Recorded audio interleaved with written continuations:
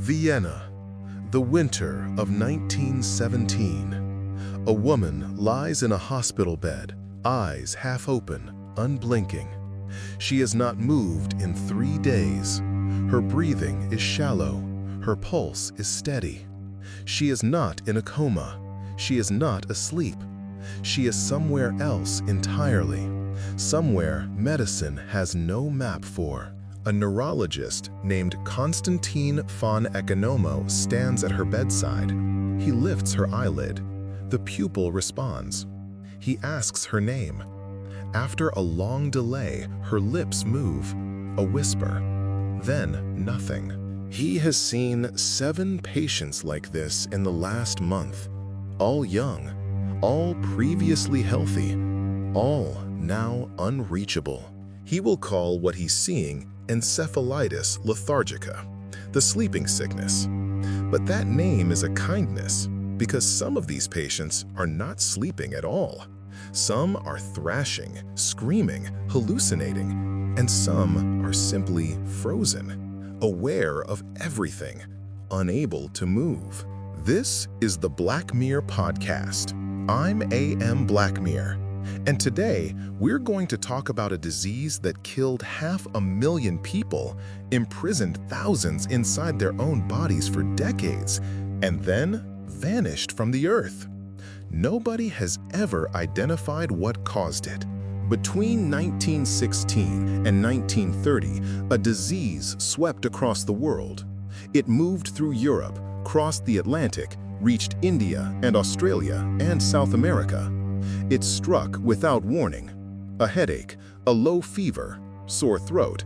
Then, within days, the brain began to shut down, or light on fire, or lock in place. It killed at least 500,000 people. Some estimates push that number past 1 million. And for those who survived the acute phase, many of them wished they hadn't, because the disease wasn't finished with them. Years later, sometimes decades later, survivors developed a condition called post-encephalitic Parkinsonism. Their bodies stiffened, their faces froze, their speech left them. They became statues, living, conscious statues, locked inside flesh that no longer obeyed them. Some remained in that state for 40 years. And here is the thing that still hangs over this story a century later. We do not know what caused it. The pathogen, if it was a pathogen, has never been identified. The leading theories contradict each other. The disease appeared as if from nowhere, destroyed a generation of minds, and disappeared. This is the story of Encephalitis lethargica, the sleeping death, one of the great unsolved mysteries in the history of medicine. The first formal description came from Vienna. Konstantin von Economo, an Austrian neurologist of Romanian birth, presented his findings to the Vienna Psychiatric Society in April 1917. He'd been observing a cluster of patients at his clinic through that winter, patients who defied every diagnostic category he knew.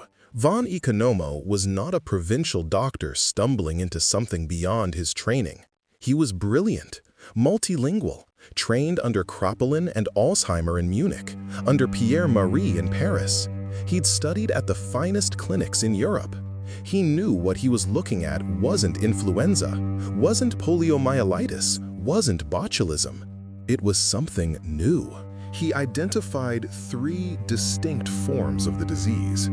The first, the somnolent ophthalmoplegic form, was what gave the disease its name. Patients fell into a deep, unbreakable sleep. Their eyelids drooped. The muscles controlling their eye movements failed. You could rouse them briefly, but they'd slide back under within seconds. A physician named Kinnear Wilson described the progression in 1928. "Easy gradations," he wrote, "from somnolence to sopor, sopor to stupor, stupor to coma, a staircase going down." The second form was the opposite, hyperkinetic, insomnia, mania, involuntary twitching, jerking, chorea.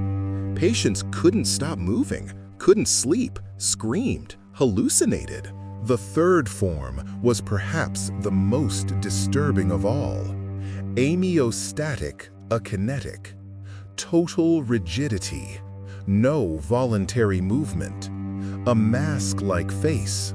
A body turned to stone.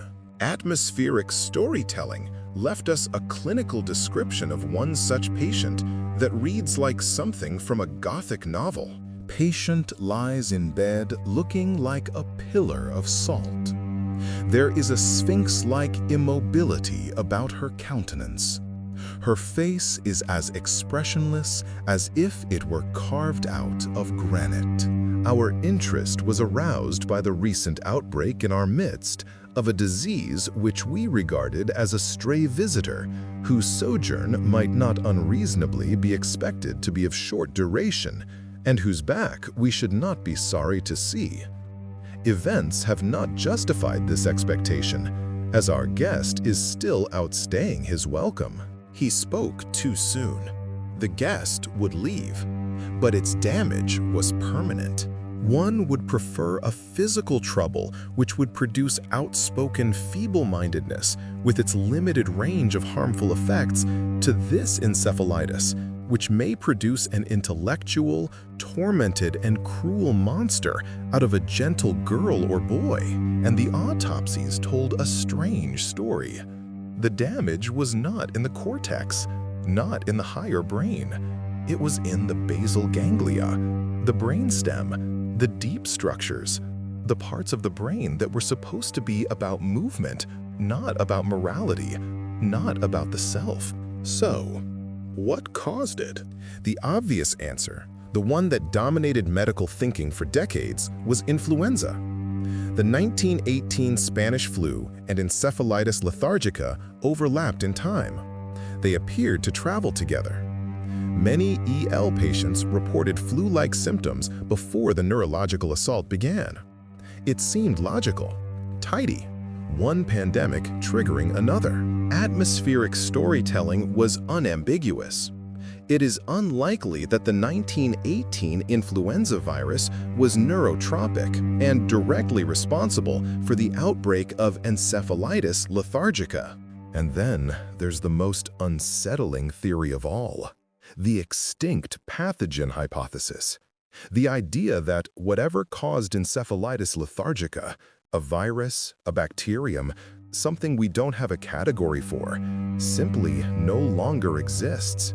That it emerged, burned through the human population for 15 years, and then vanished from the earth. If that's true, we will never identify it.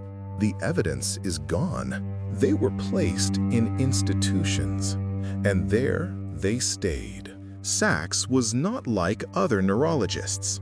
He was a naturalist before he was a clinician. He looked at patients as individuals, not as diagnoses. He said later that this orientation was what made it possible to work amid what he called atrocious afflictions and insoluble therapeutic dilemmas. Patients who had been motionless for decades began to move, to speak, to remember, to react to a world they hadn't participated in for 40 years. Sachs described it as the uncanny lifting of blockages and the return of ease, of grace, of joy. One patient, Rose R., had been essentially frozen since the 1920s. She was aware of major events, Pearl Harbor, the assassination of JFK, but her inner life remained anchored in the decades she'd been lost. When L-Dopa woke her, she behaved as though she were still a young woman in the 1920s. Her mind had not aged alongside her body. The world of 1969 was alien to her. Within weeks or months, complications emerged. Uncontrollable tics, psychosis, fascination, behavioral storms.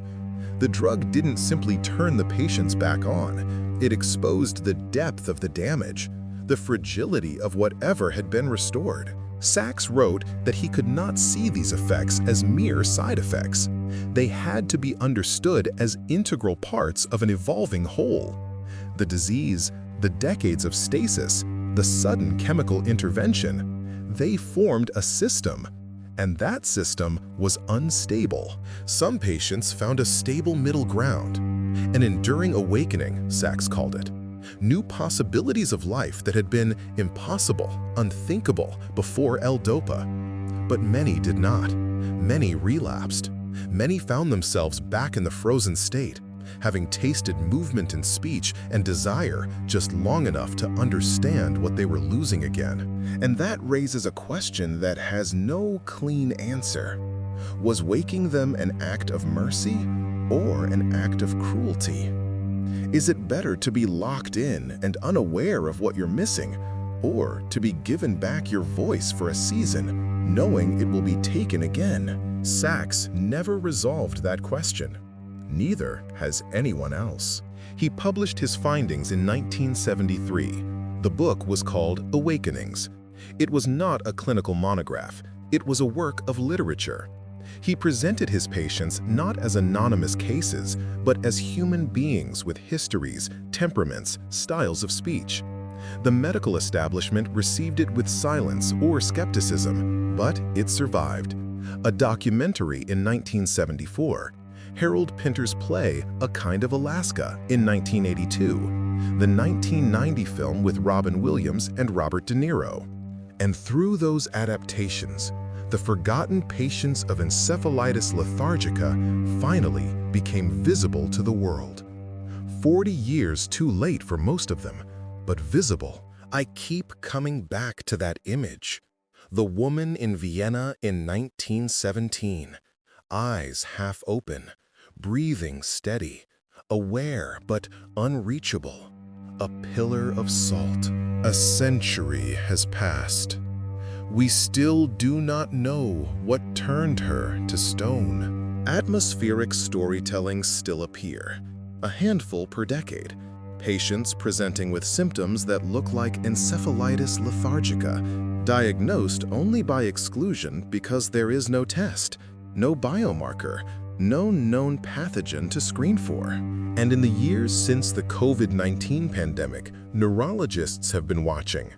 Post-viral neurological syndromes, brain fog, movement disorders, personality changes, autoimmune responses attacking deep brain structures after a respiratory infection clears. The pattern is not identical, but it rhymes, and that the survivors, the ones we put in institutions and forgot about, were alive in there the whole time. I'm A.M. Blackmere. Thank you for listening.